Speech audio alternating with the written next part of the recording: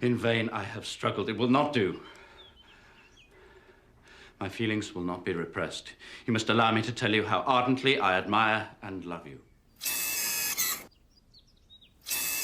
In declaring myself thus, I am fully aware that I will be going expressly against the wishes of my family, my friends, and I hardly need add my own better judgment. The relative situation of our families is such that any alliance between us must be regarded as a highly reprehensible connection. Indeed, as a rational man, I cannot but regard it as such myself, but it cannot be helped.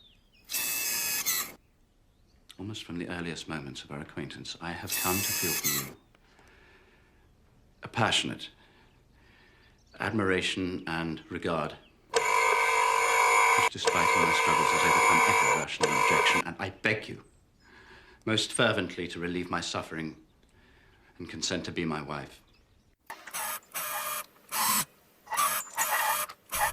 In such cases as these, I believe the established mode is to express a sense of obligation, but I cannot.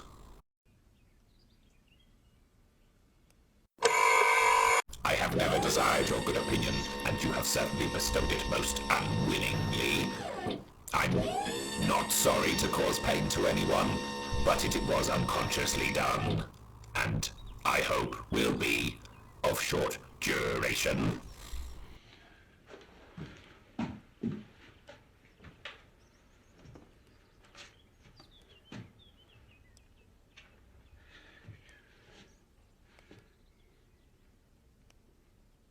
And this is all the reply I'm to expect. I might wonder why, with so little effort at civility, I'm rejected. I might wonder why, with so evident a desire to offend me, you chose to tell me that you like me against your will, your reason, and even against your character.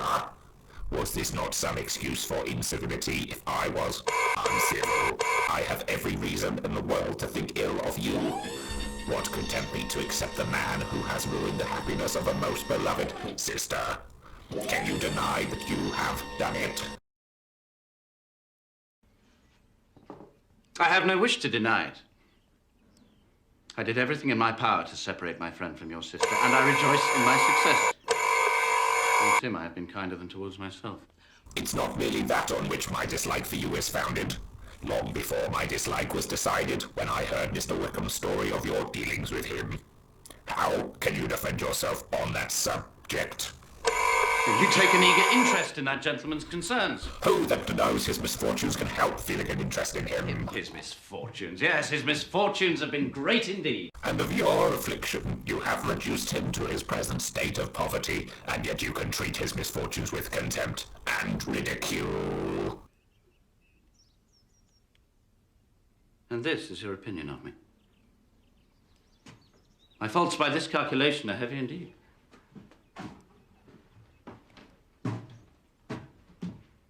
But perhaps these offences might have been overlooked, had not your pride been hurt by the honest confession of the scruples which had long prevented my forming any serious design on you. Had I concealed my struggles and flattered you, the disguise of every sort is my abhorrence. Nor am I ashamed of the feelings I related. They were natural and just. Could you expect me to rejoice in the inferiority of your connections? Congratulate myself on the hope of relations whose condition in life is so decidedly below my own.